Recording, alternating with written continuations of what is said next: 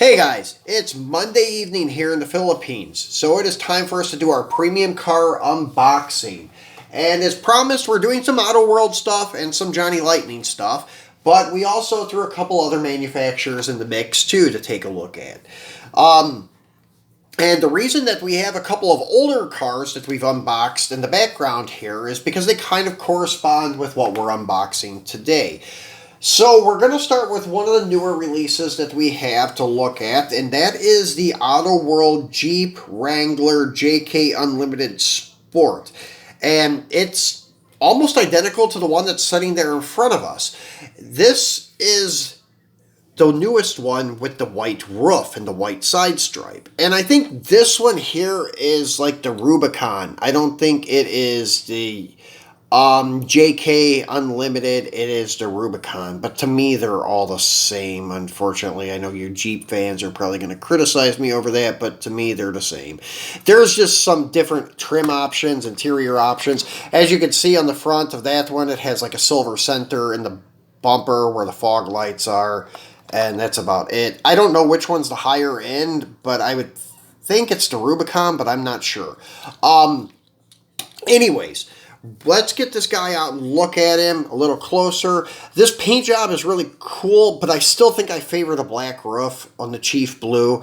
But this white roof on the Chief Blue kind of reminds me of an old school Mopar from like the 70s, like the old Dusters with the white 340 stripes, or the old Superbird with the white Plymouth writing on the side of the vehicle. Kind of gives me that nostalgic feeling of those old school high impact Mopars, mainly Plymouths from 1970 with the Petty Blue. I always said this kind of reminds me of Petty Blue, maybe a shade darker, but it still looks a lot like Petty Blue. So as we could see, Autoworld is now producing a lot more than what they used to. They used to only produce like 4,000 or 5,000 of each car, sometimes up to 7,000 or 8,000, but now they're doing over 10,000. So they're in the 5-digit production numbers now. So it's cool. Everybody gets a chance at owning one pretty much. And then even with the Ultra Reds and things, they're making more of them now, so people have more of a chance to own them. I'm not sure about the Rolls. I'm not sure if they're doing more than 10 of those for each production or not. I still have yet to own one, so yeah, I have not been fortunate enough to find something that rare. I've got some rare stuff, some rare Super Chases, but no Ultra Rolls yet. So, anyways, as I said, this is Chief Blue. Gives you the paint code, everything there. So it is your 945635, I guess, would be your paint code from Jeep. So the name Wrangler wasn't introduced until 1987. Before that, CJ, Civilian Jeep, was used for these off-road models. The origin of the Jeep name is unclear. One theory is that it may have originated from the military term GP, or General Purpose Vehicle. So, that I did not know. So that's even new for me. I did not know where the name Jeep originated from either. So in 1987, when they started using Wrangler, that would have been after they merged with Mopar, I guess, when Mopar bought out AMC in the 80s. I don't know if that was before or after 87, to be honest with you. I think it was after, so this was named a Wrangler maybe once it became a Mopar. Not sure. Anyways, and then on the back of the card, it shows you the other vehicles that were released in these upcoming series and such. So, some nice looking vehicles there. The Caddies are cool. Always love the Caddies. Definitely need to get my hands on one of these new Challengers. I have not yet found them here in the Philippines, so I may actually have to break down and order some from the States and pay the ridiculous shipping cost. But the other one I want too is the Stealth, which we see that listed here, your Stealth, and then the 75 Cadillac Eldorado, and then the step side 4x4 would also be a really cool one to own. Then the new 65 Chevy Suburban is a must-have too. So yeah, they have a lot of cool stuff coming up. They have the C8 Vet coming up, which is cool. I definitely want to get one of them so I can do a comparison with Mini GT, with the Autoworld. The green light, maybe I will pick it up too. Just so we can do a premium like comparison, because all of them are right around the same amount of money. Mini GT is about $1, maybe $2 more, but not much more. So it would be really cool to get all three of them together and do a comparison. So, anyways, let's get him off the card and take a look at him. And then you guys can let me know in the comments which one you prefer, white roof or black roof. And the white roof is really cool. It really stands out and kind of has more of that high impact Mopar look than your black roof. So yeah, pretty much the same thing. We'll do a spin around on this one and we'll take a look at the Rubicon again. But as you can see, nice blue, white pinstriping on the side there, and then your white roof. And then on the front, you have the center of the bumper painted silver with the fog lights. And then, as usual, opening hood with the detailed engine, detailed intake. Very cool. And then it has the side mirrors, which I believe are part of the casting. And white letter tires. And the tires on this one, some people say are a little bit thin, but I don't know. I think they look pretty accurate. I used to work at Chrysler dealership, and what I remember, the stock Jeep tires back in 15 and 16, or well, actually 14 and 15, pretty much were not so wide. So I'm going to have to say this looks pretty accurate. Then you have your back bumper with the silver center, spare tire, so forth, white letter. And then tinted windows. It looks like a black interior. And then nicely detailed chassis, painted black. So really nicely done vehicle, all die-cast, heavy, and it is really nicely done. So let's take a look at the Rubicon, guys, and same exact thing pretty much. Let's get this to focus in, and it just says Rubicon on the side of the hood, and then the Jeep emblems on the front fender are slightly different, but everything else on the side is identical. No side stripe on the Rubicon. Then the front end, exactly the same, except the center of the bumper is painted black on the Rubicon. Pretty basic. Fog lights look actually even smaller in diameter. It almost looks like the center of the bumper is slightly different. But it just may be the look of the silver giving it that bigger appearance. Always lighter colors look bigger. Black always looks smaller. So that is your art of illusion with the colors. And then same stuff. Back end, same thing, just as I said, painted black in the middle.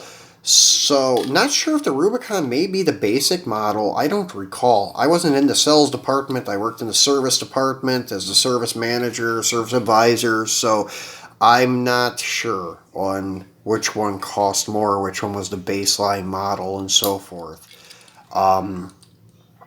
To be honest, I don't even remember the name JK and JK Unlimited and such. So I don't know if this is something that's just came out in the past 5 years. But the Rubicon's been around for quite a while.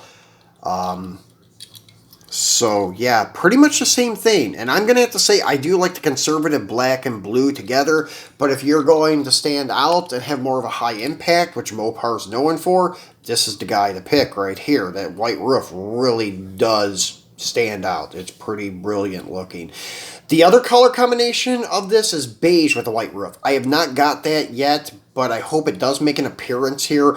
I do have every other color variant of this thing so far. I don't know why. I'm not really a Jeep guy, but I did grow to love these, though. This is a really cool casting. So, next on our list, we'll go ahead and do the car that is in correspondence with this guy. It is an old school Johnny Lightning that I wish I would have had back about 4 months ago in October. Well, 3 months ago. This is the 1999 Halloween edition Johnny Lightning, playing Manus, one of only 10,000 with the Munsters family. That's why I was always saying I don't know why they just put Barris coach. It should have been the Munsters coach. As you can see right here with Herman. So this is Dragula, Grandpa's Ride. So really cool card. This will be going back in the package and hanging on the wall next to this one. And this one, yeah, I did just pull out of the package today. Once again, to show you guys, as you can see, there is its package. Opened it where I can reuse it, and then these will go really cool next to each other on the wall. So, but before that, we need to open this and take a look at it together. So, let's go ahead and get him out. Like the collector's medallion or coin, whatever you want to call it, of Grandpa, and sitting inside the cockpit of this car. And I am going to call it a cockpit because it is only a one-seater, and then your glass dome over it is almost like the, I guess you could say dome that goes over a fighter jet. So, we'll take a look at the coin or medallion. It's no more than just a piece of cardboard with a laminated picture on it, as you can see. So, still pretty cool, though. Old Grandpa sitting in the car there, the Munsters Dragula. So, pretty cool. So, that will go back in the package, and it will look great sitting on the wall. And they did a great job detailing this thing. This is wild looking. Really nice. It even says 1999 Halloween on the side behind those pipe organ headers. Really cool. The double scoop that looks like a set of bat wings. Really cool. Then you have all of these old lantern headlights that correspond great with the lantern headlights on the old coach. And then it even has a tombstone Dragula, and it's 19 something, whatever. I cannot read, guys, so excuse me. So it's like 1960 something and blah blah blah. So it's, anyways, have to deal with my poor eyesight here. And then you have your regular front engine dragster style bicycle spoke wheels, really cool, straight axle, and as I said, like pipe organ style with headers, lantern tail lights, just once again like the Stagecoach, which you see it has one centered one that is not so centered. It's kind of tweaked a little bit, but hey, who cares? Still looks cool. And then you see Dragula on the back of that dome.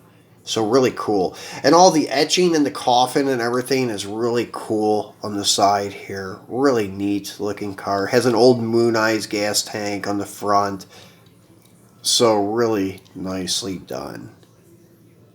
See if I can get that to focus a little bit on those numbers for us, but I don't want to waste too much time here. Oh well. Maybe I'll put it in the comments, or maybe you guys can see it. With it zooming in and out, sorry about that. But anyways, we need to move along to the next vehicle. So those go great in correspondence together. That's why I brought out that, because they had to correspond together. Both of those did. Two Chief Blue Jeeps, and then the Munsters Coach and the Munsters Dragula. Look fantastic together. So let's go ahead and do our last newer piece. And this is also from Autoworld, Miho. This is the Cadillac Lowrider. So the 1976 Cadillac Coupe de Ville Lowrider. They have another one that has all gold trim. Kind of almost the same color. It's like a maroonish, burgundy, candy red type of thing. And it is very cool, except gold trim. This one's a little more conservative with the chrome and stuff like that. So anyways, this is one of 4,800, and I'm going to check and see if this has the same thing with that the 62 Impala hardtops had. If you remember when we unboxed it, the other side said one of 3,600. So kind of curious to see what this one says. And on the back, just kind of tells you the other lowriders that's coming up. They have the convertible, then they have the 70 Sport Coupe, the 66 hardtop, and the 62 hardtop. So still waiting on the 66 hardtop. Still haven't seen the pre-order for the 70 hardtop yet. The convertible I do have pre-ordered, so maybe we'll see that here in a couple of years. So the reason I say that is because like the things getting here on time are very inconsistent with some of these hobby shops. So anyways, as you can see, it tells you about the lowrider and such, and it's the same spill that was on the 62 hardtop from the late 1940s in Los Angeles. To the modern day customizers, the lowrider scene is rich in both culture and cars. Lowriders can now be seen, it should be seen, across the world with their ground-hugging profile, custom paint jobs, and low-profile white wall tires. Designed and detailed by Autoworld, this exclusive collectible is sure to be a wild addition to your collection. And yeah, sorry, I had to kind of slow down and tilt it so I could see under this crease in the package to read it. So anyways, let's get him out and get a better look at him. And like I said, I'm kind of curious to see what their box says. No, this one actually has 4,800 on both sides. As you can see, 4,800 here and 4,800 there. I don't have the 62 Chevy in hand to show you, but it does have 3,600 on one side and 4,800 on the other. And they were all like that. Even my Ultra Reds and the green one and the black one both were like that. So if you pop yours open, you'll see that the other side of your box will say 3,600 and not 4,800. But it looks like they fixed this on the caddies. They made up their mind how many they're going to make. So now let's get the caddy out and get a better look at him. So this is almost like the same wheel that looks as it's on some of the stock ones, that they have the stock wire hubcap on some of the caddies, and this almost looks like the stock wire hubcaps, or even stock wire wheel they may have used in the 70s. I'm not sure, but yeah, the gold scallop type paint looks great on this car. The white top, white interior, the gold like striping patterns on the hood looks fantastic. And it looks very good. And then the front plate says low caddy. If I can get it to focus for you guys. Yeah, there you go. So low caddy. Pretty cool. And it does have an opening hood, detailed engine, but it doesn't open all the way. So it's kind of hard to see down in there. But they do a nice job on the engines, as you guys know, with other Autoworld castings. So very nicely done car. And then you got some pinstriping on the back deck lid, and then you have your caddy emblem and Cadillac writing, detailed tail lights, and then your diecast chassis as usual from Autoworld. And very nice car. Really dig this one. So there is our lowrider. And then let's go to our next one here, guys. And this is going to be another old school Johnny Lightning. And this is from the Showstopper series from about 98 or 99. And this one is really cool because it has the rubber tires. And this is your dual engine front and rear wheel drive Oldsmobile, the Harry Hurst Oldsmobile. And this was driven by Joe Schubeck's Harry Olds. And it has this wheel stander plate or lift or whatever you want to call it here, but it would never have used it because this is definitely not a wheel stander. It stayed on the ground. The purpose of it was to get it to launch hard with two engines, so it definitely is not lifting the front wheels. But this one I like because it does have the 4 rubber tires, and the diameter is about the same as it was on the regular one, and it does have like a steel looking wheel, and it's chromed instead of being like painted silver, although those may have been chromed. They look like old Tornado rally wheels, which I'm sure they were, being front wheel and rear wheel drive maybe. I'm not sure though. So this just tells you about the other Showstoppers, which we've had some of them that we've opened: the Tameless Tiger, the Little Red Wagon, and then the Hemi Express, and so forth. So Anyways, let's get him out, and that shows you it's made for your wheelie stand. It shows you how to use it and so forth. So let's get him out and get a better look at him here.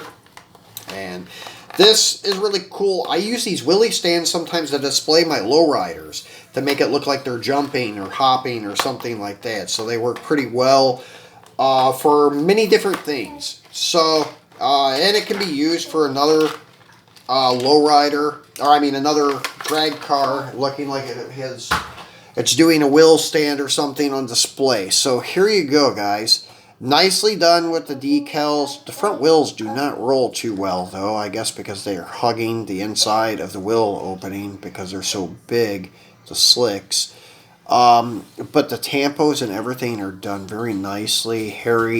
Hearst Harry Oldsmobile, your Goodyear, then your Krager emblems, and all of your co-sponsors, Pennzoil, Champion, Autometer, I think Autometer. And then anyways, there's quite a few different ones there on the quarter panel. And then you can see the scoop for the rear engine, the scoop for the front engine.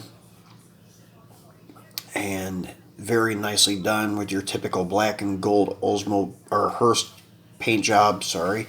And then your 4x4 too much. And then detailed headlights. So very nice casting, metal on metal. And you can see the side exhaust exit back here. The fender well headers, but they're quarter well headers, I guess I would call them on this. And then your fender well headers there. So really cool piece. Nice one to have in the old school drag racing collection. So let's put him down here and then move on. The next one is also an iconic piece that I've been wanting. It's also another Johnny Lightning and the last Johnny Lightning for our lineup tonight, guys. And this is Don Garlett's Winch Charger. Not his typical black or dark blue. This is red. So this is Swamp Rat 10, I think is what it is. And a very iconic car.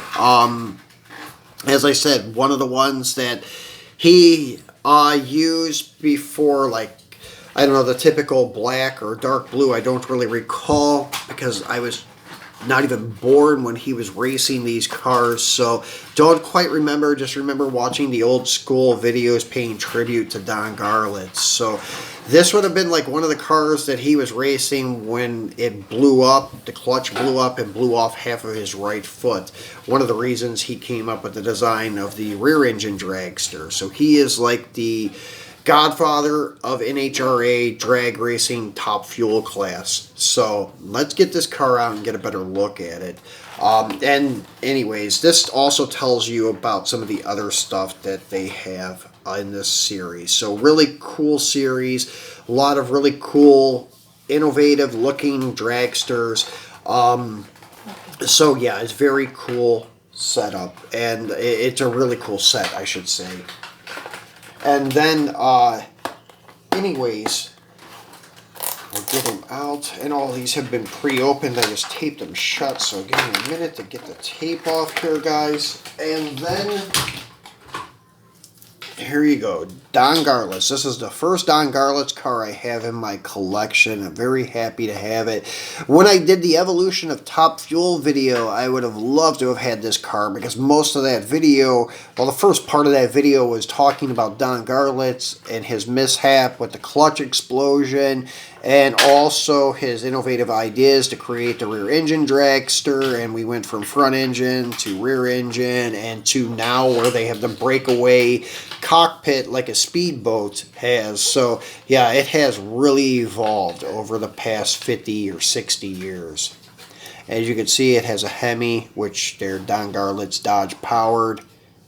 Very cool piece to have in the drag racing collection. So added two nice pieces with the Harry Olds and the Don Garlett's car today. So proud to have those historic drag cars in my collection.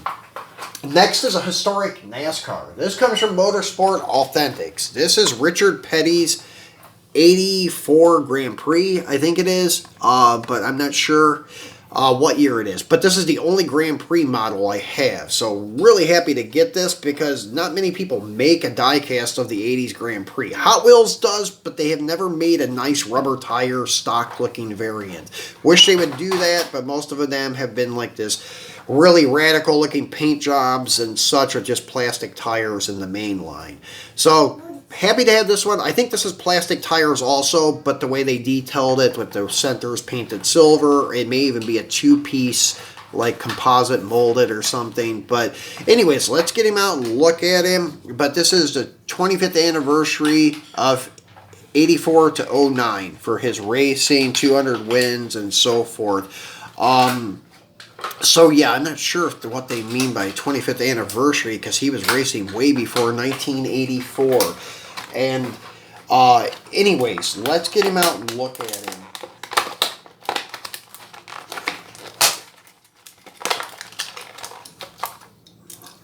So there you go, 84 Grand Prix. So I guess it would be signifying 84, but I don't know why it says 25th anniversary, 200 wins. Maybe that's when they calculated 200 wins. I'm not sure. But yeah, it just seems strange since he was racing way back in the 50s and 60s and 70s. But really nicely done car. Nice tampos everywhere. Nice way they did the headlights with the number and such. Really cool. And then detailed on the back with Pontiac and everything. All of your co-sponsors on the fenders. Really nicely done. So happy to have this to put in the Petty collection. So this one you guys seen hanging on the wall when we did the walk around video of the collection the other day. So anyways, the other thing that came in the package too I was going to show you is actually a magnet, which is kind of cool. It's a magnet for his 200 wins and such. So sometimes these Motorsport Authentics come with some cool little memorabilia. So this is a magnet you can put on the refrigerator. So really cool. So that will be on my refrigerator soon, I guess. But I may put him back in the package too, because that is a pretty cool package with the Petty blue background and everything. And that's one thing I wanted to show you guys quickly before we go to the last piece is the Petty blue. As you can see next to the Chief blue, is a little lighter if this is accurate, but it may actually be a little too light. I don't know, but yeah, that's why I said this is the same kind of thing. It's like a Smurf blue, I guess I would call it. But to me, it just reminded me of Petty blue when I first seen that color.